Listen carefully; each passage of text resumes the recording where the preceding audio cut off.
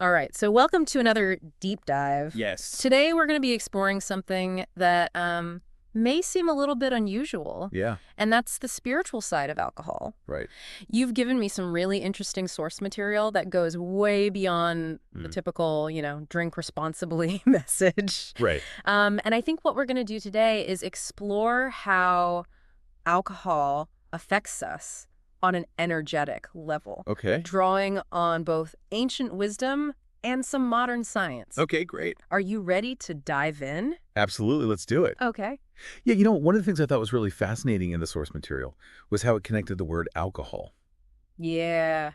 alkyl, to Ah. alchemy, the ancient Mhm. practice of extracting essences. Right. And I thought that was kind of ironic because while alcohol was once associated with spiritual purification, you know, hmm now it's often seen as something that leads to disconnection. It's true. It's like we've lost touch with that ancient wisdom along the way. And in the source material, it actually highlights how cultures like the Mesopotamians, Egyptians, and Greeks used alcohol in rituals, Right. but they were very careful about excess. Yes, and they were very specific too. Like in Mesopotamia, they had this goddess, Ninkasi, who was associated with the brewing of beer. Oh, wow.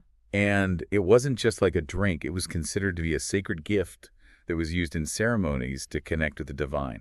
Interesting. And even though they had that going on, they also had these myths warning about the dangers of overindulging. Oh, really? So you can see they understood that balance was really key. It's so interesting. It's like they understood this duality, Yeah. that it was both a sacred tool, but it could also be a source of imbalance. Right. And speaking of balance, the source material also dives into the idea of how alcohol affects our auras.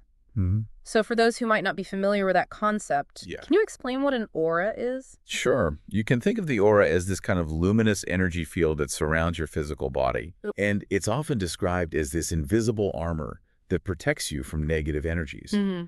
And what the source suggests is that alcohol can actually create tears or breaches in this aura, Interesting. which makes us more susceptible to those negative energy. Oh, okay. I'm starting to see how this connects to the idea of spiritual disconnection. Yes. So if our aura is weakened, does that mean that we're more vulnerable on an energetic level? Absolutely. And the source actually uses the analogy of a house with holes in its walls. Okay. And, suddenly anything can get in. Right. If our aura is compromised, we're much more likely to absorb the negative energy from our surroundings. Mm-hmm. And that can really affect our mood, our thoughts, even our physical well-being. It makes you think about those times when you've been feeling extra irritable or anxious after drinking. Right. Could that be a sign of a weakened aura? Very possibly, yeah. Wow, that's interesting. Yeah, and the source takes it a step further and connects this to the impact of alcohol on our chakras. Ah, yes, the chakras. Right. Now, I know a lot of people are familiar with chakras, but for those who aren't, could you give us a quick rundown of what those are? Sure. Chakras are energy centers that are located along the spine. Okay. And each of these chakras is associated with different aspects of our physical, emotional, and spiritual being. Mm-hmm. And they essentially regulate the flow of energy throughout our system. Interesting. And the source really focuses in on two chakras that are most affected by alcohol, the root chakra and the crown chakra. I was wondering about that. Why those two in particular? Yeah, well, the root chakra is located at the base of the spine, and it's all about our connection to the physical world, our sense of grounding, security, our basic needs and our survival instincts. Mm. And the source suggests that alcohol overstimulates this chakra and makes us overly focused on those immediate physical desires. So we kind of get stuck at that primal instinctual level of being. Exactly, yeah. We get really focused on those lower needs, like, the need for food and comfort and even sex. Right. And at the same time, alcohol weakens the crown chakra, Right. Okay. which is located at the top of the head. Mm-hmm. And that chakra is all about our connection to the divine, to higher consciousness, to spiritual wisdom and insight. So it essentially cuts us off from those higher realms of awareness. It does, yes. Wow, so it's like you have this overstimulation of the root chakra Right. and then a weakening of the crown chakra. Yeah, That creates quite an imbalance. yeah, it really does. And I think it paints a pretty clear picture of how alcohol could lead to that sense of spiritual disconnection Yeah, I agree. the source material was talking about. And what's really fascinating to me is that modern science seems to be confirming a lot of what these ancient traditions have been saying for centuries. So we have this ancient wisdom about auras and chakras being affected by alcohol, and now you're saying science is backing it up. Yeah, I mean, it's really interesting. Tell me more about that. So neuroscience has shown us that alcohol directly impacts brain function Mm-hmm. in ways that really align with these spiritual ideas. Mm. For example, alcohol impairs our prefrontal cortex, Okay. which is responsible for things like higher order thinking, decision making, impulse control. So that foggy headedness that we feel after drinking is not just a feeling, it's an actual impairment of brain function. It is. It really is. Yeah. Wow. And the source points out that, this impaired brain function can explain why we often feel less connected to our intuition, Yeah. to our inner wisdom, even to our sense of purpose after drinking. Like that alcohol creates a literal short circuit in our ability to access those higher states of consciousness. Exactly. A spiritual short circuit. It's a powerful metaphor. Yeah, it really is. It makes you wonder if, alcohol's having this kind of impact on our brains. Mhm. Is it affecting our ability to connect with our spiritual selves on a deeper level? It's certainly a question worth considering. Hmm. And the source actually goes on to explore that by talking about various spiritual practices that can actually help to counteract the negative effects of alcohol. Okay, this is where it gets interesting for me. What are some of those practices? Tell me everything. Yeah, so the source really emphasizes things like meditation, yoga, and mindfulness Mhm. as really powerful tools for restoring balance Okay. and strengthening our connection to our spiritual core. Those are all practices that focus on quieting the mind and cultivating a deeper awareness of ourselves Yes. and our surroundings. And it seems like that would be really helpful in counteracting the effects of alcohol, Yeah, which tend to do the opposite. They stimulate the mind, they Yeah. make us less aware of our thoughts and our actions. exactly. You hit the nail on the head. So, meditation, for example, how would that help? Well, meditation can help to repair the aura, Okay. and it clears negative energy. Hmm. It teaches us to calm the chatter of the mind Right. and Mm. really connect with a deeper sense of peace and stillness within. Interesting. And what about yoga? How does that fit in? Yoga's all about restoring the flow of prana, Okay. which is that vital life force energy throughout the body. And so by moving our bodies in specific ways Okay. and focusing on our breath, we can actually release blockages, Hmm. increase the energy flow, and cultivate a stronger connection to both the earth and the divine. I can see how that would be beneficial in counteracting that ground and physical focus Yes. that alcohol seems to create in the root chakra. Right. And then mindfulness, what role does that play in all of this? Mindfulness is about cultivating present moment awareness. Okay. So it's really about paying attention to our thoughts, our feelings, and our sensations without judgment. Mm.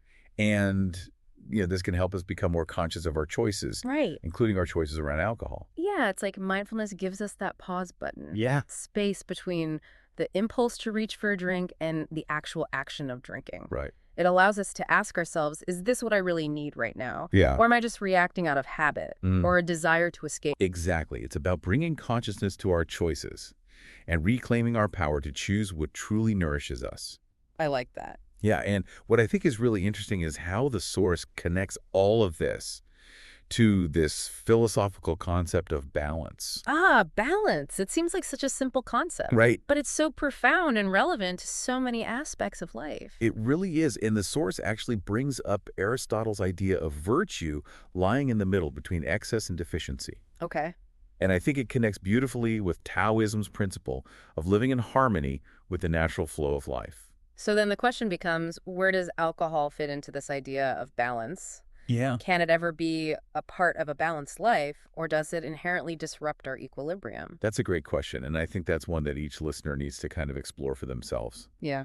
The Force doesn't really give a definitive answer, but it does encourage us to consider Okay. whether true freedom lies in momentary pleasure or in deeper satisfaction, self-sufficiency, and alignment with our values. I love that framing, true freedom versus momentary pleasure. Yeah. It really challenges us to examine our relationship with alcohol and ask ourselves, what role is it playing in our lives? Are we using it to escape, to numb out, to disconnect? Right. Or are we approaching it in a way that honors our well-being and supports our spiritual growth? That's the question. Yeah, it's a big question, and I think this is just the beginning of the conversation. It is. So as we continue this deep dive, Yeah. I'm curious to hear what stood out to you the most in these sources. Yeah, what really stood out to me was this idea of alcohol as a spiritual short circuit. Right, because it really paints this clear picture It does. of how that signal from our higher self gets scrambled Yeah. and we lose that sense of clarity and intuition. Exactly. And I started to think about all the times that I've personally experienced that. Mm. That feeling of being foggy-headed or making impulsive decisions or just generally feeling disconnected from my spiritual center after drinking. It's like that inner voice gets quieter, Yeah. or we have a harder time hearing it through all the noise. Exactly. And I think that's why the Source's emphasis on these practices like meditation and yoga, Hmm. feels so relevant because Yeah. they're not just about physical well-being, they're about restoring that clear channel of communication with our higher selves. They are. And I love how the source doesn't really present this as an all or nothing proposition. Right, It's not about demonizing alcohol or making people feel guilty. right. It's about empowering them with knowledge and encouraging them to make conscious choices. So it's about expanding our awareness and then deciding how we want to move forward with that new understanding. Exactly. I like that, and I think that's what true freedom is all about. I agree. It's about having the awareness and the tools to create a life that really aligns with our deepest values and aspirations. Absolutely. Okay, so we've covered a lot of ground in this first part of our deep dive. We have. We've explored ancient wisdom, modern science, the subtle energy body. Yeah, We even dipped our toes into philosophy. we did. And I have a feeling this conversation is going to continue long after we're done Yes, recording, expect it will. because these are the kinds of questions that stay with us Yes, and invite us to keep reflecting and refining our choices. absolutely. So as we wrap up this first part of our deep dive into the spiritual implications of alcohol, I want to leave our listeners with a final thought to ponder. Okay. If, as the source suggests, alcohol weakens our connection to our true essence, Yeah. what practices or choices could strengthen that connection?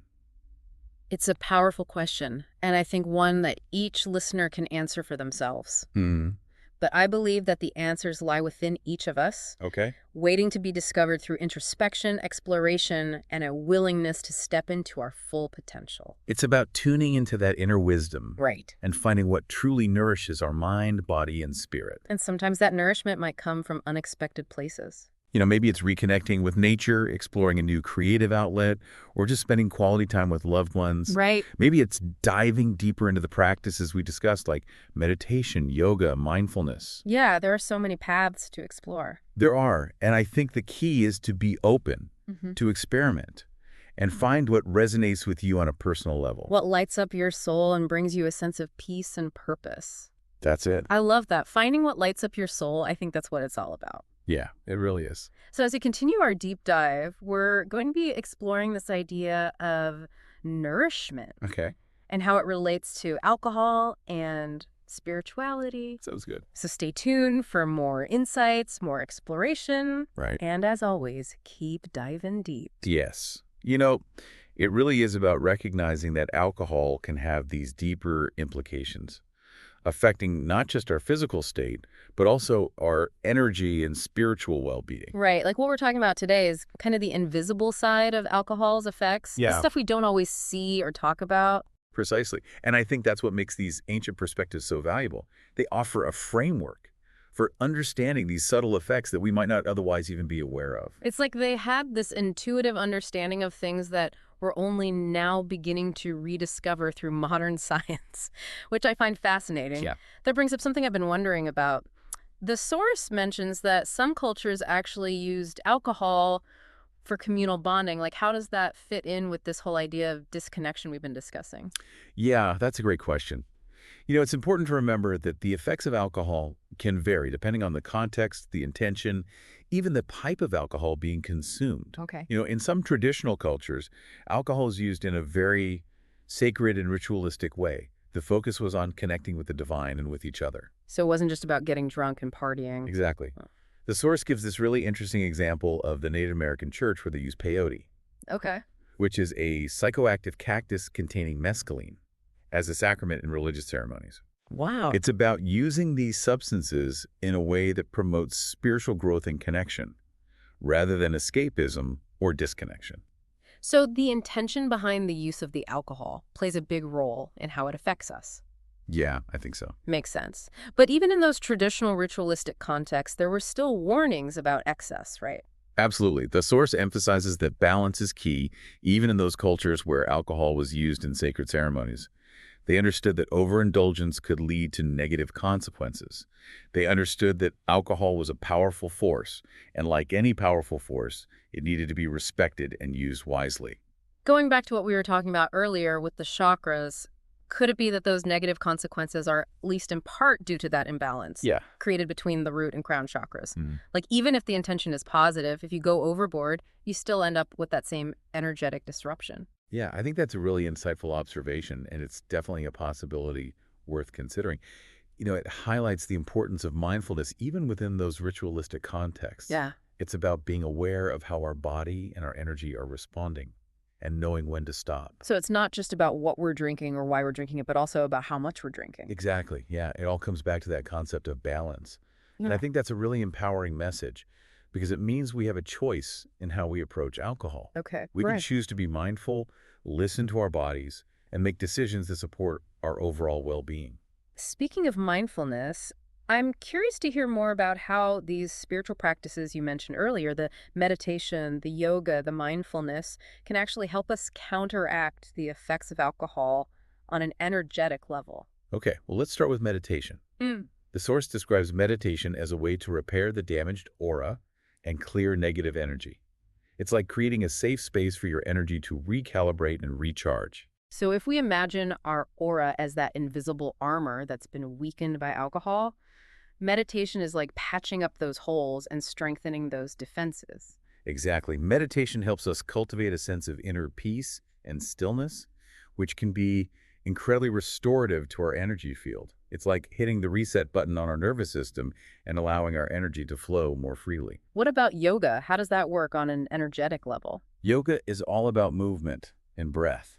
By moving our bodies in specific ways and synchronizing our breath with those movements, we can release stagnant energy, increase circulation, and promote a sense of balance throughout the entire system. So it's like yoga helps us get that energy moving again, especially after alcohol might have caused some blockages or disruptions. Precisely, yeah. And it's not just about the physical movements. Yoga also incorporates mindfulness and deep breathing techniques, which can help us calm the mind, reduce stress, and cultivate a deeper connection to our inner selves. I can see how all of that would be beneficial in counteracting the effects of alcohol, which can often leave us feeling really depleted and disconnected. Absolutely. And then there's mindfulness, which we touched on earlier. Yeah. Mindfulness is all about cultivating present moment awareness. So it's about paying attention to our thoughts, feelings, and sensations without judgment. And how does that help with alcohol specifically? Well, mindfulness can help us break free from those habitual patterns that often lead to excessive drinking. It allows us to create a space between the urge to drink and the actual act of drinking, giving us the opportunity to make a conscious choice. Instead of just mindlessly reaching for a drink, we can pause and ask ourselves, why am I doing this? Right. What am I hoping to gain? Is there a healthier way to meet this need? Exactly. Mindfulness helps us become more aware of the underlying reasons why we drink, which can be incredibly empowering. It allows us to address those root causes and find healthier ways to cope with stress, boredom, difficult emotions. It's like these practices, meditation, yoga, mindfulness, they're not just about counteracting the negative effects of alcohol. They're about giving us tools to live more consciously and make choices that truly support our overall well-being. I couldn't have said it better myself. It's about empowering ourselves to create a life that is aligned with our values and that brings us genuine joy and fulfillment. Yeah. And I think that brings us back to one of the core themes we've been exploring today, this idea of true freedom. Yes, that idea of true freedom versus momentary pleasure. Right. The source challenges us to consider what true freedom really means. Is it about indulging in whatever we want, whenever we want, regardless of the consequences? Or is it about having the awareness and the self-control to make choices that lead to lasting happiness and fulfillment? It's like, are we truly free if we're constantly giving in to our impulses and desires? Or are we actually more free when we have the ability to choose what's truly best for us, even if it means saying no to something that might offer temporary pleasure? Exactly. And I think that's where these spiritual practices come in. Yeah. They help us cultivate that inner strength, that self-awareness, and that connection to our higher selves that allows us to make choices from a place of wisdom and discernment Mm. rather than just reacting to our cravings. Like, they give us the tools to become the masters of our own minds and bodies rather than being slaves to our impulses. And that's a really empowering message, especially in a world where we're constantly bombarded with messages telling us to indulge, to consume, to seek pleasure above all else. You've hit the nail on the head. It's about reclaiming our power, our autonomy, and our ability to choose what truly nourishes us. Speaking of nourishment, I'm curious to hear your thoughts on this. The source talks about alcohol weakening our connection to our true essence. What do you think it means by true essence? That's a great question. I think it's referring to that deepest part of ourselves. Okay. The part that's beyond our ego, our personality, our thoughts and emotions. It's that spark of divinity that resides within each of us, that connection to something greater than ourselves. So it's like that core of who we are, the part that's pure and unconditioned, the part that's connected to something bigger than our individual selves. Exactly. And the source suggests that alcohol can cloud that connection, making it harder to access that inner wisdom and guidance that comes from our true essence. It's like it creates a barrier between us and that deeper part of ourselves. It's like putting a veil over our true nature, making it harder to see clearly and to hear that inner voice that guides us towards our highest potential. And so these practices we've been talking about, meditation, yoga, mindfulness, they're like tools to lift that veil, to clear away those clouds and reconnect with that true essence. Precisely, yeah. They help us cultivate that inner clarity and connection that allows us to live more authentically and to align our choices with our deepest values and aspirations. And that brings us back to the idea that true freedom lies in that alignment, and living in accordance with our true nature rather than being driven by external forces or by our own unconscious impulses. Absolutely. It's about finding that sweet spot where we can enjoy life's pleasures without sacrificing our well-being or losing sight of what truly matters. Speaking of what truly matters, one thing that really stood out to me in the source material was this idea that our relationship with alcohol can be a reflection of our relationship with ourselves. Oh, that's so interesting. Tell me more about that. The source suggests that if we're using alcohol to escape, to numb out, to avoid dealing with difficult emotions or situations, it could be a sign that we're not fully present with ourselves. So it's like we're using alcohol as a way to avoid facing those parts of ourselves that we don't want to see or feel. Exactly. And the source proposes that instead of trying to escape from those parts of ourselves, we can actually use this as an opportunity for growth.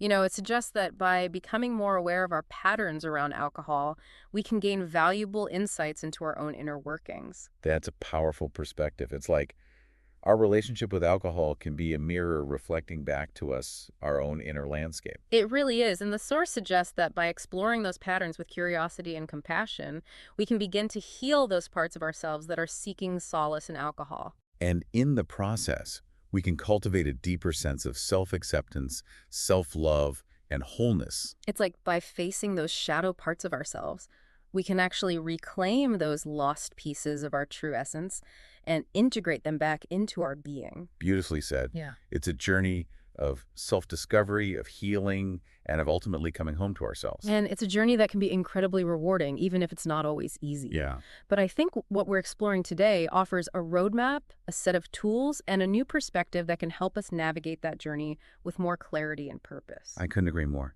It's about recognizing that we have the power to choose how we relate to alcohol and to ourselves. And in that choice, we discover a deeper level of freedom and fulfillment. So well said. And as we continue this deep dive, I'm curious to hear your thoughts on this question. If alcohol can be a tool for spiritual exploration in some contexts, as the source suggests, how can we differentiate between using it in a sacred way versus using it as a form of escapism or numbing out? That's a really important question, and it's one that requires a lot of self-awareness and honesty.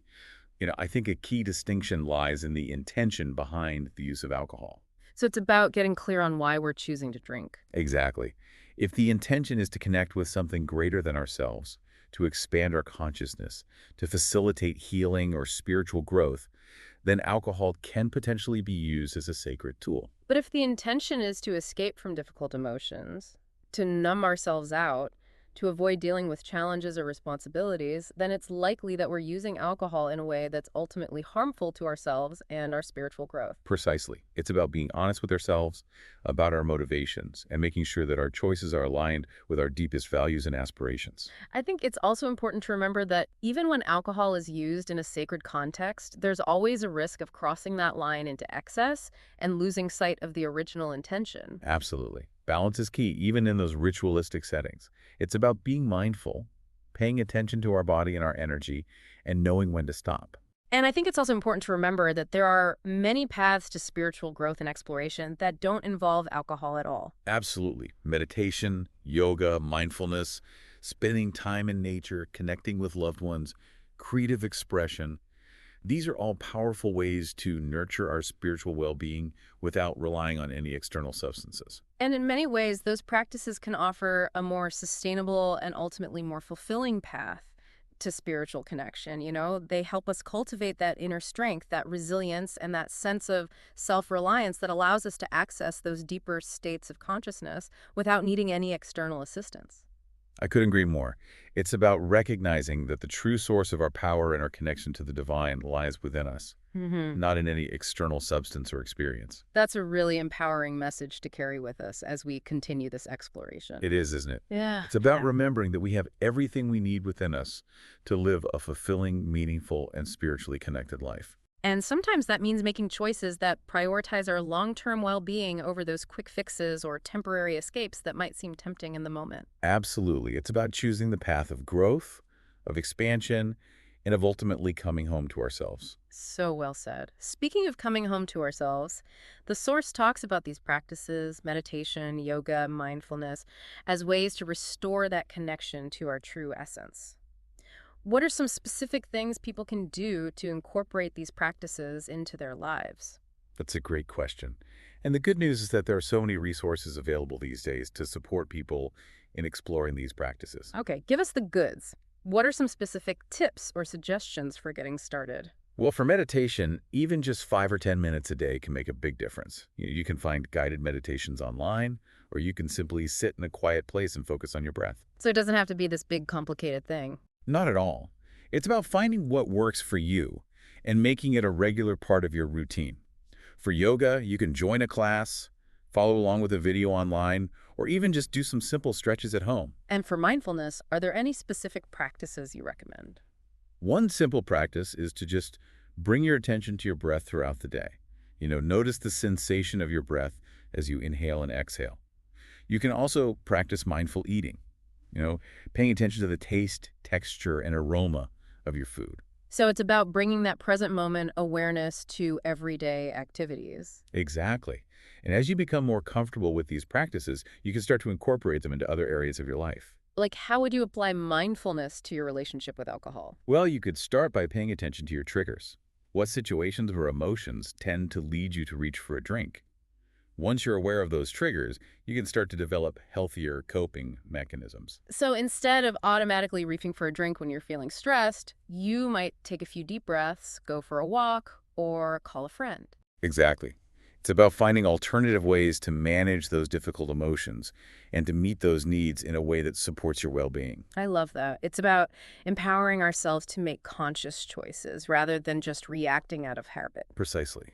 And as we cultivate that awareness and that self-control, we begin to experience a deeper level of freedom and fulfillment in all areas of our lives. So well said. It seems like what we're really talking about here is a shift in consciousness, Yeah, a movement from that more impulsive, reactive state to a more conscious, intentional way of being. you've hit the nail on the head.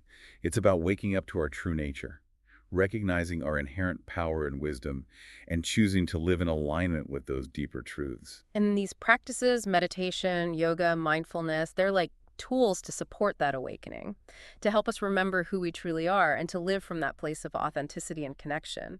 Absolutely. They're like guides on the path to self-discovery, helping us navigate the ups and downs of life with more grace, clarity, and purpose.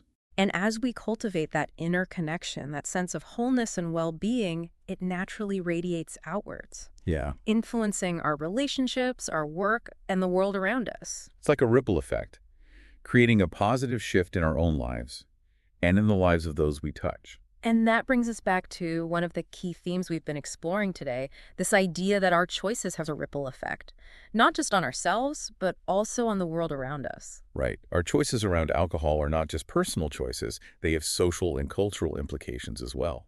And that's a really important point to consider. If we're looking to create a more conscious, compassionate, and sustainable world, it starts with our own individual choices, hmm including our choices around how we relate to alcohol. Absolutely.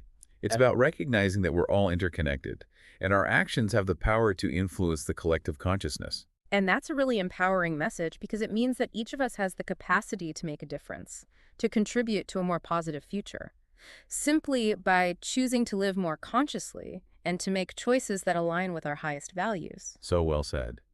It's about recognizing that we're not just individuals, we're part of something much larger than ourselves. And as we step into that awareness, as we embrace that interconnectedness, we tap into a source of power and purpose that extends far beyond our individual lives. It's about recognizing that we're all in this together, and our choices matter. And that's a really inspiring thought to leave our listeners with as we wrap up this part of our deep dive. It is, isn't it? It's about remembering that we have the power to create a more beautiful, more just, and more fulfilling world, one conscious choice at a time. And that brings us to the end of this segment of our deep dive. But before we move on, I want to take a moment to acknowledge all the listeners out there who are on this journey of self-discovery, who are exploring their relationship with alcohol, and who are seeking to live more consciously and authentically. It's an honor to be on this journey with you, and we want to remind you that you're not alone.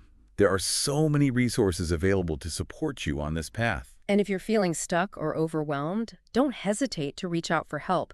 There are people who care and who want to see you thrive. Remember, you are worthy of love, of support, and of living a life that brings you joy and fulfillment. So beautifully said. And as we continue this deep dive, we'll be exploring some practical tips and strategies for making those positive changes and creating a life that truly reflects your highest potential. Stay tuned.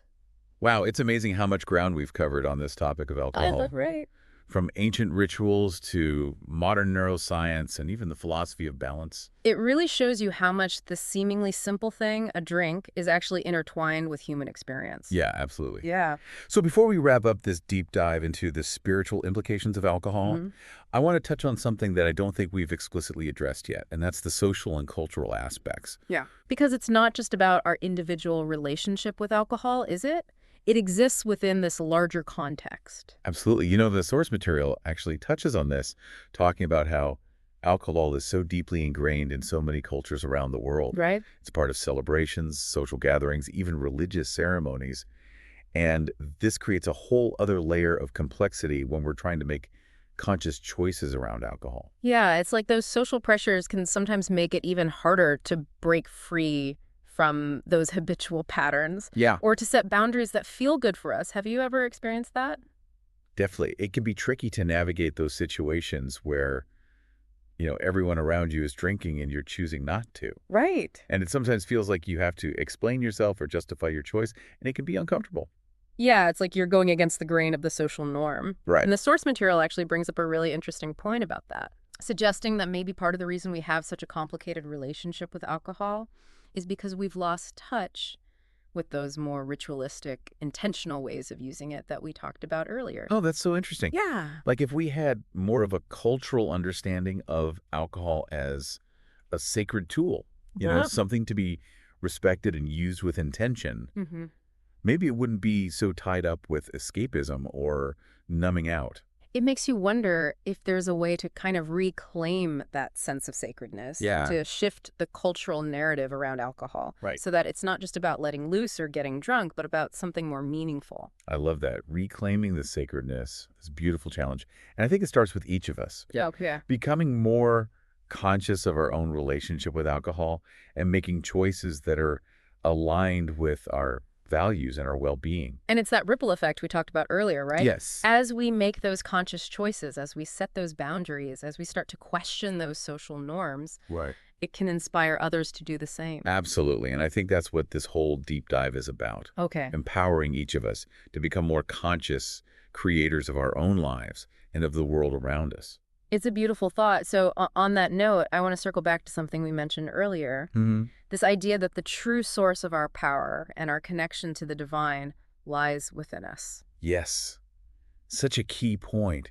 It's so easy to get caught up in seeking fulfillment or happiness outside of ourselves, Hmm. whether it's through alcohol or other external means. It's like we're always searching for that missing piece, Yeah, that something outside of ourselves that's going to make us feel whole or complete. exactly. But the truth is, everything we're searching for is already within us. That inner peace, that sense of connection, that joy, it's all there waiting to be discovered. It is. And practices like meditation, yoga, mindfulness can help us tap into those inner Yeah, resources. they're not about escaping from ourselves. They're about coming home to ourselves. Exactly. They're tools to remove the veils, the distractions, those layers of conditioning that keep us from recognizing our own inherent wholeness and beauty. And when we connect with that truth, when we start to live from that place of inner knowing, Yeah. our whole world transforms. Hmm. Our relationships become more authentic. Our work becomes more meaningful. Yes. And we experience this level of joy and fulfillment that no external substance or experience can ever match. Beautifully said. It's about embracing that journey of self-discovery, peeling back those layers, and revealing the radiant being that lies within. Well, I think it's time to wrap up this deep dive into the spiritual implications of alcohol. Yes. It's been an incredible journey exploring this topic with you. It really has. It's been a pleasure. And I want to express my gratitude to all of you listeners out there for joining us on this exploration. We hope this deep dive has sparked some new insights, some questions, maybe even some inspiration to take a deeper look at your own relationship with alcohol Yeah. and with yourself. Remember, you have the power to choose what truly nourishes you, what aligns with your values, and what supports your journey of growth and expansion. So until next time, keep diving deep, keep questioning, keep exploring, and keep remembering the incredible power and wisdom that resides within you.